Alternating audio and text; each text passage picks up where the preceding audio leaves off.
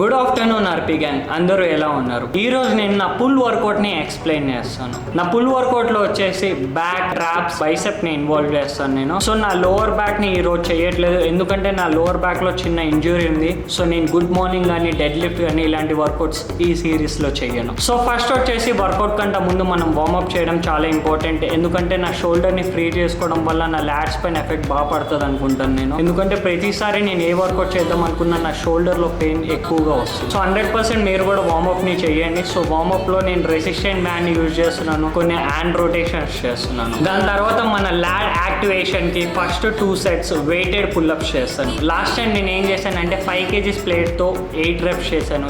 ఈసారి 7.5 kgs plate తో 6 to 8 reps రావడానికి ట్రై చేస్తాను. సో పుల్అప్ చాలా మంది బాగా స్వింగ్ చేస్తారు, బాగా స్వింగ్ చేయకండి. లాస్ట్ 2-3 reps స్వింగ్ చేస్తే పర్లేదు, బట్ ఫస్ట్ రెప్ నుంచి స్వింగ్ చేయకండి. సో హార్డ్గా అయినప్పుడు స్వింగ్ చేయండి, పర్లేదు. అలా అని చెప్పేసి సెట్ అంతా స్వింగ్ చేయకండి. మీరు 6 reps చేస్తే లాస్ట్ 7-8 స్వింగ్ చేస్తే పర్లేదు, ఎందుకంటే అవన్నీ హార్డ్ రెప్స్ కాబట్టి. ఫస్ట్ వర్కౌట్ వచ్చేసి లాట్ పుల్ డౌన్. ఇందులో 4 sets చేస్తాం మనం. వెయిట్ ని నీట్ గా కంట్రోల్ చేయండి, ఒక 10 to 12 reps వచ్చేలా చూసుకోండి 100%. సో నెక్స్ట్ వర్కౌట్ కి వెళ్ళిపోదాం మనం. నెక్స్ట్ వర్కౌట్ వచ్చేసి సింగిల్ డంబుల్ రోయింగ్. నేను 100% ఇది నా ప్రతి లాడ్ వర్కౌట్ లో చేస్తాను, ఎందుకంటే ఇది నాకు చాలా ఎఫెక్టివ్ అనిపిస్తుంది. ఈ వర్కౌట్ లో నేను 20 kgs నుంచి స్టార్ట్ చేస్తాను. లాస్ట్ సెట్ వచ్చేసరికి 40 kgs అవుతుంది అది.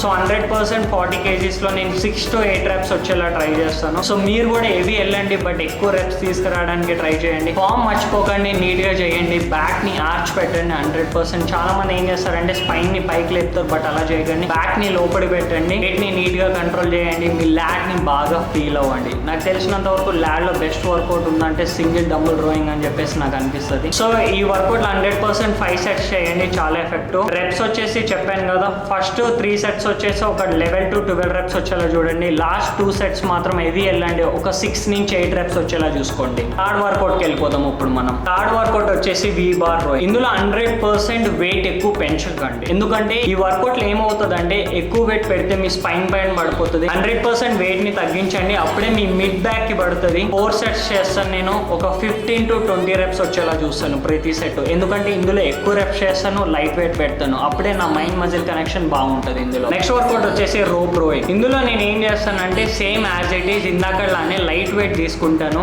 కంట్రోల్ చేసే వెయిట్ ని చూస్ చేసుకోండి, ఒక 15 to 18 reps వచ్చేలా చూసుకోండి. 4 sets చేయండి. ఇది కూడా ప్రతి సెట్ లో, ప్రతి రెప్ లో మీ లాట్స్ బాగా ఫీల్ అవ్వండి. మైండ్ మజిల్ కనెక్షన్ లేకపోతే మీ లాట్స్ ఎప్పటికీ గ్రో అవ్వవు. 100% మైండ్ మజిల్ కనెక్షన్ ఇంపార్టెంట్. మనం ఫ్లెక్స్ చేసినప్పుడు మన మజిల్ పైన ప్రెషర్ ఎక్కువ పడుతుందని నాకు అనిపిస్తుంది. సో 100% బిట్వీన్ సెట్స్ ఫ్లెక్స్ చేయండి బాడీని. సో నెక్స్ట్ వర్కౌట్ వచ్చేసి బైసెప్. నా లాట్స్ కి ఇంతే చేస్తున్నాను. సో నెక్స్ట్ వర్కౌట్ వచ్చేసి బైసెప్. బైసెప్ లో ఫస్ట్ ఏం చేస్తానంటే స్పైడర్ కల్స్ లో నేను డంబుల్స్ యూజ్ చేస్తున్నాను, ఎందుకంటే నాకు అవి బాగా వెయిట్ పడుతుంది అని అనిపిస్తుంది. సో ఈజెడ్ బార్ కాకుండా నేను డంబుల్స్ ని యూజ్ చేస్తున్నాను. సో ఫస్ట్ 3 sets ఎలా చేయండి అంటే ఒక కొంచెం వెయిట్ ని పెంచుతూ ఉండండి, ఒక 10 to 12 reps వచ్చేలా చూసుకోండి. సో లాస్ట్ సెట్ మాత్రం కొంచెం డిఫరెంట్ ఉంటుంది. ఒక 2 minutes టైమర్ పెట్టుకుంటాం. ఆ 2 minutes టైమర్ లో ఎన్ని రెప్స్ అయితే అన్ని రెప్స్ చేస్తాం మనం. మన బైసెప్ పైన బాగా వెయిట్ పడితే ఒక 5 to 10 seconds ఆగుతాం, రెస్ట్ తీసుకుంటాం, దాని తర్వాత మళ్ళీ స్టార్ట్ చేస్తాం.